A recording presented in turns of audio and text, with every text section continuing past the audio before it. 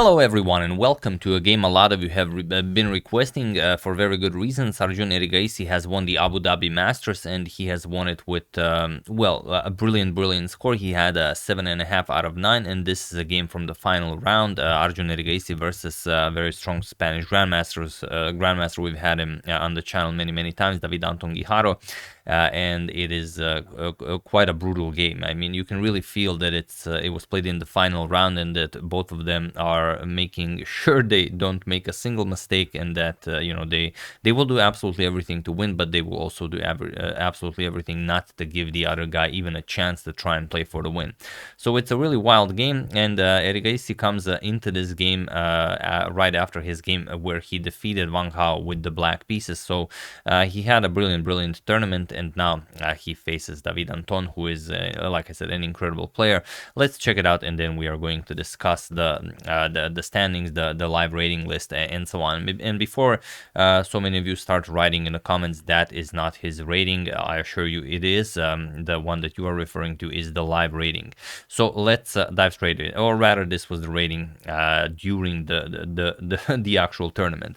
So let's dive straight into it. Erigaisi opens with e4. We have c6. David Anton goes for the Caro-Kann defense. We have d4, d5, and now e captures on d5. C captures, so the exchange variation, and now c4, the pawn of attack.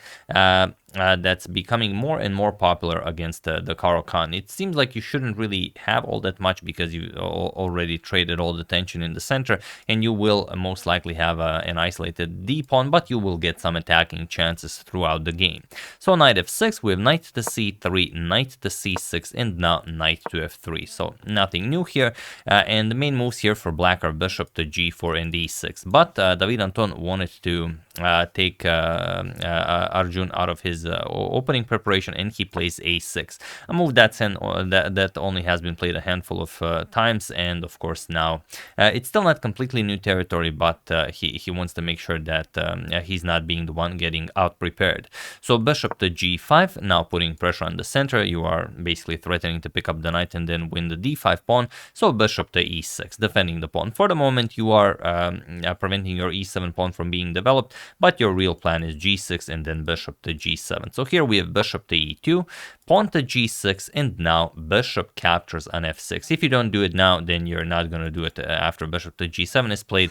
This way you can at least ruin black's pawn structure. So bishop captures, e captures, and here Arjun castles, and there is one game where bishop to g7 was played, or maybe even 3 games, the most notable one being Guijarro versus Grandelius that ended in a draw. But here, instead of bishop g7, David Anton goes bishop to e7, and it is now, as of move 10, that we have a completely new game.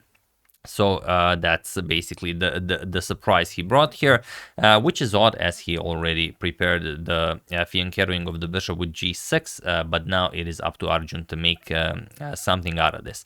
And here comes a move that is not recommended by an engine, and that is pawn to c5. It is a move that will echo throughout the entire game, and we should really stare at that pawn for the rest of the game, and you will see why. So how do we react to this? Well, usually you have to be very careful when making a move like this, because you no longer participate in the struggle of the central pawns. Now this d5 pawn is no longer under pressure, and black can create the entire game around this idea. But also you control the b6 pawn. Maybe if the knight comes to b6, could be very ugly. So how do you play this? Well, here we have pawn to f5, now completely taking away the e4 square from white, and basically saying if I can maybe remaneuver my knight over here, let's say something knight back here, knight e7, knight f6, knight to e4, my position will be spectacular. And here already we have a move that is featured in the thumbnail, and the one that I was very inspired by for some reason, and that is pawn to b4. It's a beautiful idea, preparing rook b1, a4, and b5, and just completely in the spirit of the pawn of attack, just taking control over the queen side and saying, wondering, I have the pawn advantage on the queen side. I will be able to create a passed pawn here.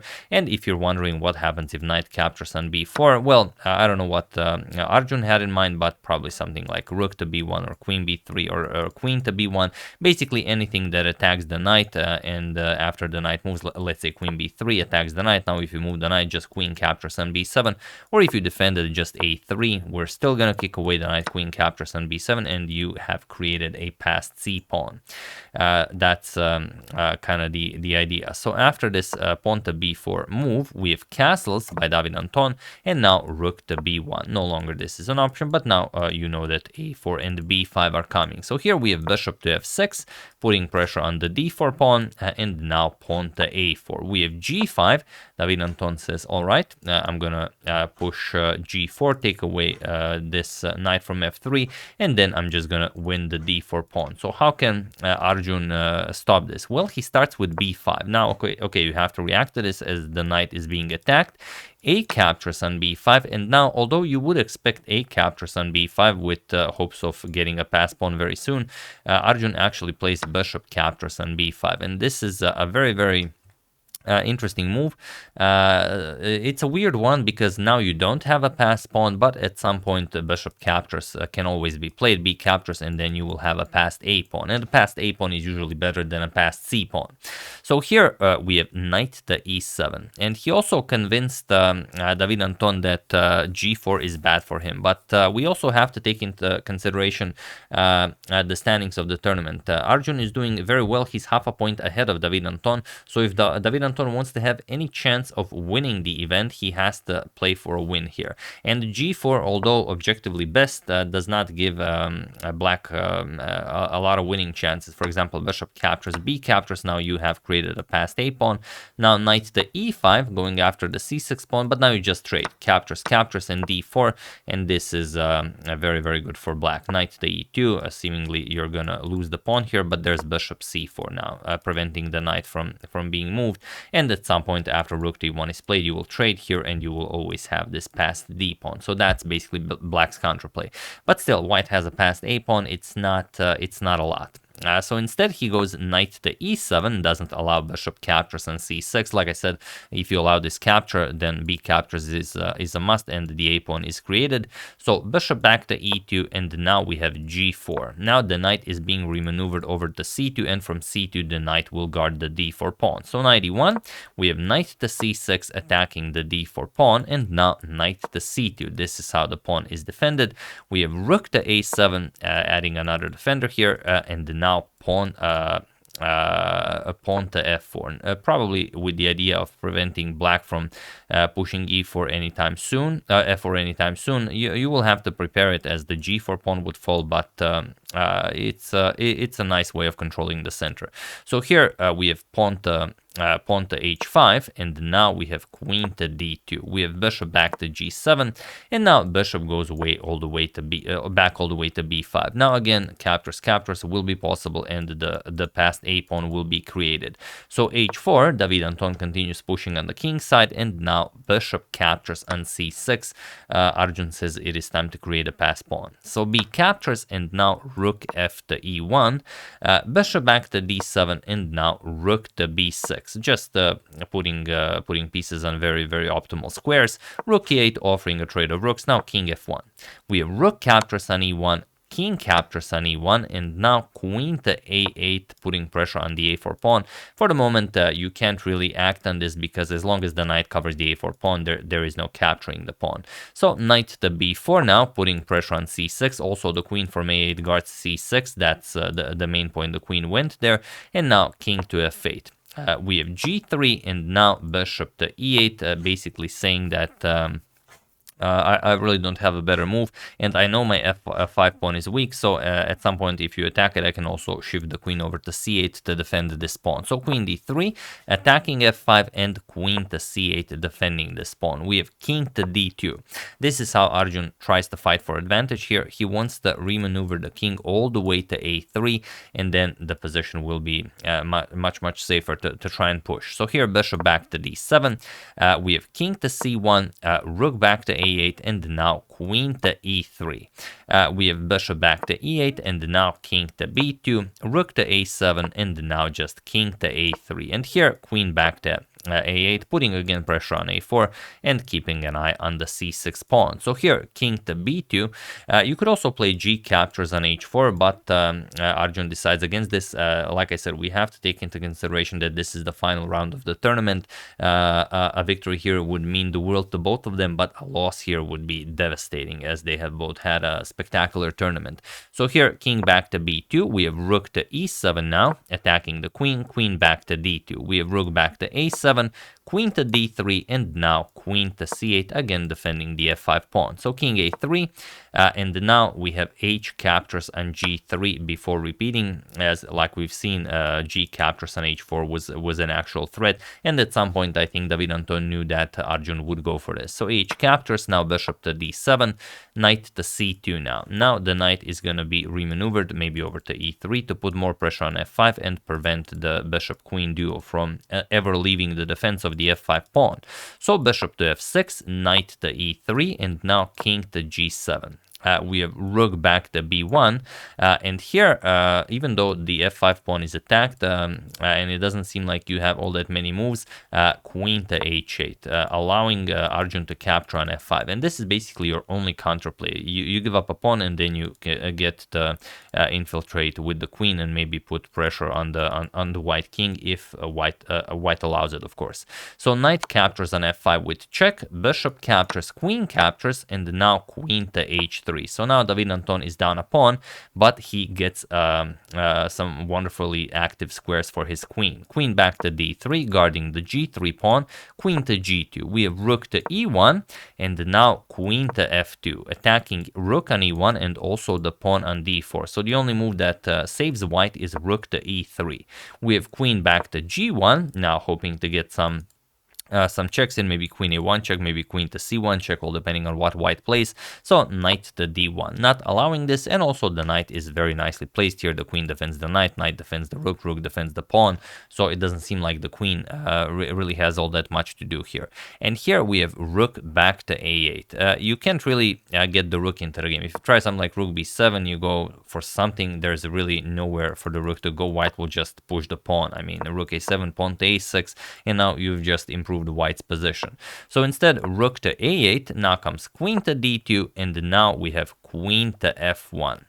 Instead of this queen to f1, the idea maybe rook h8 to h1 is the way to go for David Anton, but here we have queen to f1, and now the idea, okay, if maybe you start pushing the pawn, let's say the pawn is defended, then if you lost something like queen b5, of course the position is now completely lost, but of course Arjun will not do that. After queen f1, he offers a queen trade, queen to d3, as he's up a pawn, so if queens get traded off, chances are he will have some winning chances. So here, queen back to h1, rook to e2, and now queen to f1.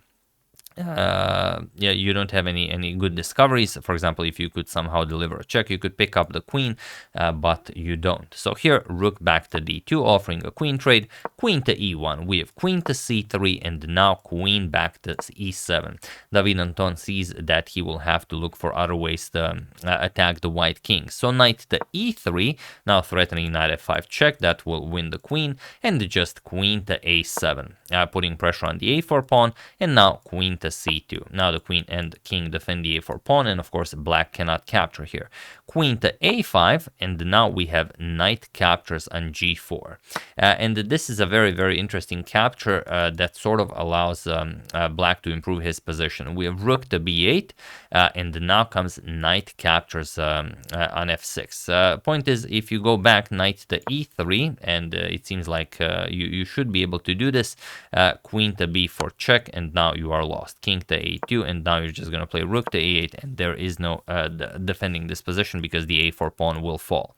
So knight captures on f6 right away, and this is such a beautiful position. Here Arjun is saying that queen b4 check followed by rook to a8 is no longer playable here, and indeed it isn't, because there would actually be a forced checkmate in 9 if David Anton goes for this. I'm going to show it because it's beautiful.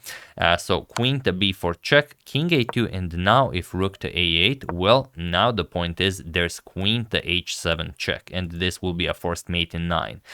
Queen a7, h7 check, you give up the knight, and now queen to h6 with check. You force the king over to the f file, or if you go king to e7, that's even worse. Now, like I said, you have to watch the c5 pawn for the entire game, because it is actually the advancement of the c pawn and the control over the d6 square that allows this. Because now let's say queen d6 check, only move king e8, rook to e2 will be checkmate, and even if you don't go over to e7, if you go to f5, it's not much better. Just queen to g5 with check, king e4, now queen to e5 with check. The king hunt continues. King f3, queen to e2 with check, captures, and now let's say rook to d3 check, king h4, now queen to e7 with check, king h5, and queen to g5 will be checkmate. So that's the problem with going for this. You will have to waste a move capturing on f6 at some point, because you cannot allow this. You can play queen to b4 check and then capture,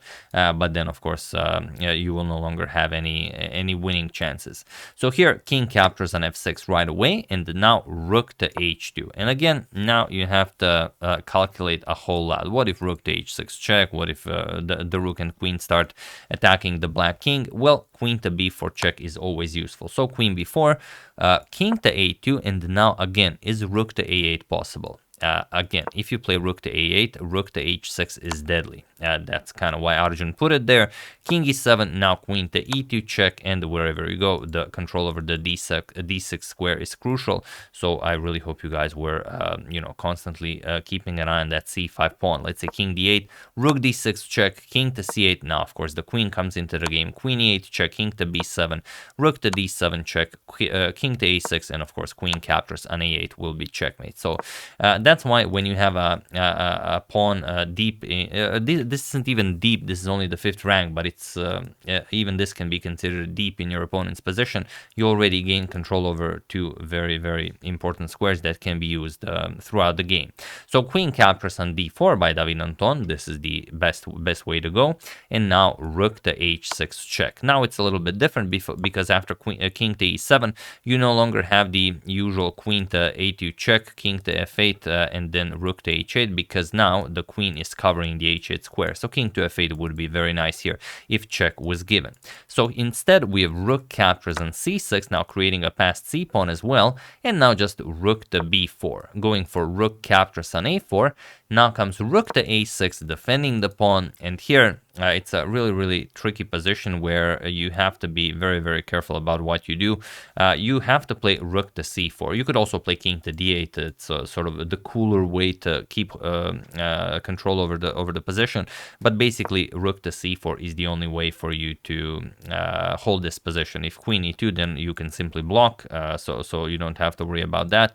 And if, for example, rook to a7, then king d8, and if you, of course, go after, then you can even lose this, king b8, and now both your rook and queen are hanging.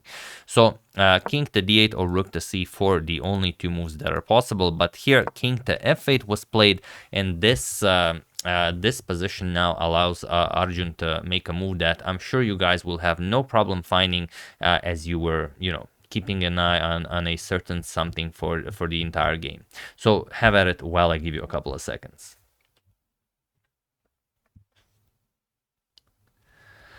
So for those of you who were able to do it, congratulations on spotting this absolute brilliancy. And for those of you who just want to enjoy the show, it is of course pawn to c6. That's the good stuff. The pawn that advanced to c5 in a sort of a anti-positional manner now advances to c6, and it becomes unstoppable. But you had to see more than one move. You actually had to see 2 moves ahead in order to make this work, because here David Anton just played rook to c4, and he asks, what's your plan? I'm attacking your queen, and also if the queen moves, I'm just gonna gobble up the a4 pawn with check. So how do you play this? Well, Arjun's idea was queen b2, and this is the only move that wins, because now there is no move for black that you can make. Obviously, rook captures on a4 was played, but I'm going to show you some other fun lines. For example, if you want to avoid the queen trade, let's say you move the queen away from this diagonal, then that's just it. Rook to a8 with check, king to e7, and now queen to e5 will be checkmate. Obviously you don't want to move the queen away from this diagonal. If you trade queens, seems like you can do this, but then just king captures, and now look at this rook endgame. White is up 2 pawns, and now even if black starts pushing, you can play a5. If pawn to d3, you put the rook behind the passed pawn. Let's say rook a8 check, king to e7. Now rook a7 check, the only move that wins, but not a difficult one to find because you kind of want to put the rook on d7, king to e6, and now rook to d7. And now there's no way to defend the pawn. You have to trade, captures, and of course 3 pawns against 1 is completely winning. So here David Anton has to face a very, very unpleasant reality that there is no move that you can make here. There is the idea of trying rook to c3, but it's such an ugly move. Again, queen to b8 check, and there is no saving this position. For example, rook to c3, queen to b8 check, you have to move, and now queen to e5 check forces a queen trade. Again, the position is completely winning for white. You have too many pawns here. So here, after this queen to b2 move, truly spectacular way to force a win here. Rook captures on a4 check was played, and now you really see the problem of king to f8. The king is on f8. It's a dark square, and now after rook captures on a4, queen captures on a4 with check. It seems like you are checking the king and winning the pawn. Queen to a3 blocks and delivers check. Beautiful stuff here. So here it was in this position on move 67 that David Anton Guijarro resigned the game, as there is nothing more to be done here. We can even show it as there are some maybe newer players who might not realize that this is winning. For example, king to e7, king to b4, and now after king to d6 you will play king to b5. Your pawn is defended, and that of course means that the position is winning. Point is that there are 2 ways black can play this. Black can start pushing the pawn, or black can blockade your pawn, but blockading isn't really all that impressive. Just king to c5, and that's it. There's really not much you can play. After d4 captures, you are now you have 2 pawns, your opponent has 1, and it's very, very easily winning. King d7, king f6, king to e8, and now you just push the pawns. King f8, g5, king to wherever, king t8, f5, king here, g6, captures, king here, push the pawn. You have to allow your opponent's king to have a square here. Now you're just going to push the king here, and of course bring a queen into the game and checkmate the black king very soon. So the only chance you might have is, instead of king to c7, to go d4, but now you actually allow white to queen this pawn. So just king b6, and now after d3 you're gonna push c7. If king here guarding this, then just king to b7 guarding this, the queening square, and if d2, c8 comes with check, and now after the king moves you can play anything. Let's say queen to c2, pick up the pawn, and then of course you are completely winning. So after this queen to a3 check, an absolute brilliancy, David Anton Guijarro resigned the game, and Arjun gets another spectacular victory in the tournament in the final round, which of course clinches him first place, and he won it with sole first place, 7.5 points out of 9. In second place, Javokir Sindarov, also a very, very strong young player, in sole second place. And then in third place, we have a whole lot of players like Ray Robson, Jordan Van Forest, Nodirbek Yakubuev, Nihal Sarin, Samand Aditya, Seturaman, Aryan Chopra, Samuel Tersahakyan, and those are basically the top 10. But then someone wrote that there are top 5 in the first top 10 are Indian players, and then even Murli Kartakian is like in 11th place. So Indians really did well in this event, but Arjun wins first place, and that is without question. And also here I just wanted to show you guys, these were his opponents in the event. So he started off with 2 nice wins against Rohit Krishna and Deep Sangupta, then a win against Grandmaster Alexander Ingic, then 2 draws against 2 very strong Grandmasters, Evgeny Tomashevsky and Jordan Van Forest, then a victory against his countryman Raunak Sadvani, then a draw against Ray Robson, and then a victory against Wang Hao, an incredibly strong player, 27-35, and that brought him to face the final round boss, David Anton Guijarro, that he also defeated it. So 7.5 out of 9, truly incredible. And what does this mean for the live rating list? Well, we can check it out. So this is the live rating list. You can see that Arjun Erigaisi is now, he won 35.6 points since the last rating count. So that's truly incredible. You can see that he jumped 24 places. That's incredible. You can see that people usually move up 1 square, 2 squares, 3, 4, but 24. That is just sick. I mean, that's truly incredible. And he almost catches up to Gukesh. He is now on 27-24. Gukesh is on 27, and they are the top 3 players in India, of course, including Vishwanathan Anand, who is still almost in the top 10. He's currently number 12 with 27.56, but that is they still have quite a lot to catch up to him. If they have if they pull off 2 more events like this, then it's possible. But I mean, pulling off an event like this will not be easy. But as you've seen, they are doing it pretty consistently, and it could become a possibility very soon. So yeah, that's the game, the standings, the live ratings, the everything. Hope you guys enjoyed that. Truly an incredible game. Like, both of them really played to win and not to lose, and that's why it took absolutely everything in order to be able to win this game. But what a game it was. So yeah, sorry about a bit of a longer video. I now see that it's 25 minutes long. Sorry about that. But I mean, the lines were truly amazing, so hope you enjoyed that. I would like to wish a very happy birthday to Chris's brother, Slonky Jim, and I would like to thank Michael Palhude, Chris Basil, Gregory Obala, and Connor Kelly for your contribution to my channel. Thank you a lot. I really appreciate it. As usual, you can check 2 of my previous videos here. Thank you all for watching, and I will see you soon, continuing to check up on your wonderful suggestions, such as this one and whatever else happens in the chess world. The St. Louis Rapid and Blitz tournament has started, so most likely a few games from that event. So thank you all. I will see you soon, and have an excellent rest of your day.